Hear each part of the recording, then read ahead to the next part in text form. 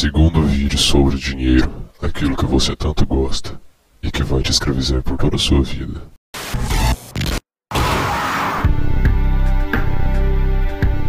In a world where 1% of the population owns 40% of the planet's wealth, in a world where 34,000 children die every single day from poverty and preventable diseases, and where 50% of the world's population lives on less than $2 a day, one thing is clear: something is very wrong. And whether we are aware of it or not, the lifeblood of all of our established institutions, and thus society itself, is money. Therefore, understanding this institution of monetary policy is critical to understanding why our lives are the way they are. Unfortunately, economics is often viewed with confusion and boredom. Endless streams of financial jargon, coupled with intimidating mathematics, quickly deters people from attempts at understanding it. Ninguém realmente se interessa pelo assunto. As pessoas passam a vida inteira usando, procurando e se preocupando com o dinheiro, sem saber realmente como ele funciona. Complexity associated with the financial system is a mere mask, designed to conceal one of the most socially paralyzing structures humanity has ever endured.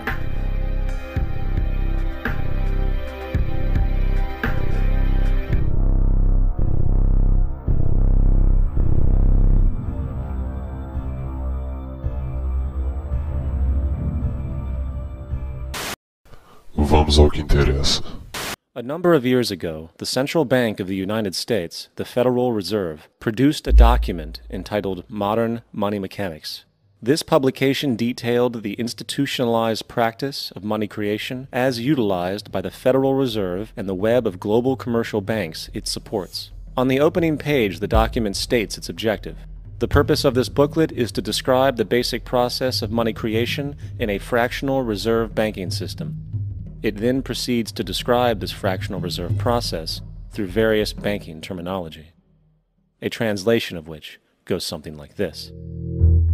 The United States government decides it needs some money, so it calls up the Federal Reserve and requests, say, $10 billion. The Fed replies, saying, sure, we'll buy $10 billion in government bonds from you.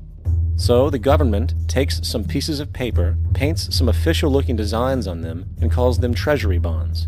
Then it puts a value on these bonds to the sum of $10 billion and sends them over to the Fed. In turn, the people at the Fed draw up a bunch of impressive pieces of paper themselves, only this time calling them Federal Reserve notes, also designating a value of $10 billion to the Fed. The Fed then takes these notes and trades them for the bonds. Once this exchange is complete, the government then takes the $10 billion in Federal Reserve notes and deposits it into a bank account. And upon this deposit, the paper notes officially become legal tender money, adding $10 billion to the U.S. money supply. And there it is. $10 billion in new money has been created. Of course, this example is a generalization, for, in reality, this transaction would occur electronically, with no paper used at all. In fact, only 3% of the U.S. money supply exists in physical currency. The other 97% essentially exists in computers alone. Now, government bonds are, by design, instruments of debt, and when the Fed purchases these bonds, with money it essentially created out of thin air, the government is actually promising to pay back that money to the Fed. In other words, the money was created out of debt. O dinheiro é criado a partir de uma dívida, mas essa é uma dívida feita para nunca ser paga. So, the exchange has been made and now $10 billion sits in a commercial bank account. Here's where it gets really interesting. For as based on the fractional reserve practice, that $10 billion deposit instantly becomes part of the bank's reserves, just as all deposits do. And regarding reserve requirements, as stated in modern money mechanics, a bank must maintain legally required reserves equal to a prescribed percentage of its deposits. It then quantifies this by stating, under current regulations, the reserve requirement against most transaction accounts is 10%. This means that with a $10 billion deposit, 10%, or $1 billion, is held as the required reserve while the other $9 billion is considered an excessive reserve and can be used as the basis for new loans. Now, it is logical to assume that this $9 billion is literally coming out of the existing $10 billion deposit. However, this is actually not the case. What really happens is that the $9 billion is simply created out of thin air on top of the existing $10 billion deposit. This is how the money supply is expanded. As stated in modern money mechanics, of course they, the banks, do not really pay out loans from the money they receive as deposits. If they did this, no additional money would be created. What they do when they make loans is to accept promissory notes, loan contracts, in exchange for credits, money, to the borrower's transaction accounts. In other words, the $9 billion can be created out of nothing simply because there is a demand for such a loan and that there is a $10 billion deposit to satisfy the reserve requirements.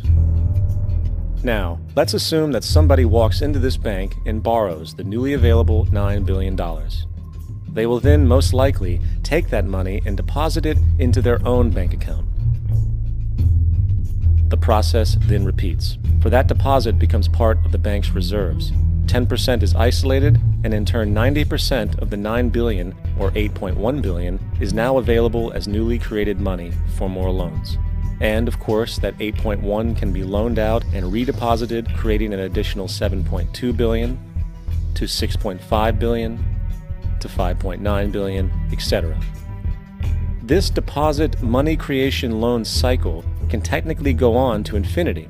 The average mathematical result is that about $90 billion can be created on top of the original $10 billion. In other words, for every deposit that ever occurs in the banking system, about 9 times that amount can be created out of thin air. Como uma coisa que é criada a partir do nada pode ter tanto valor para as pessoas? A resposta é simples. Establishment, ou padrões sociais. Money jitters.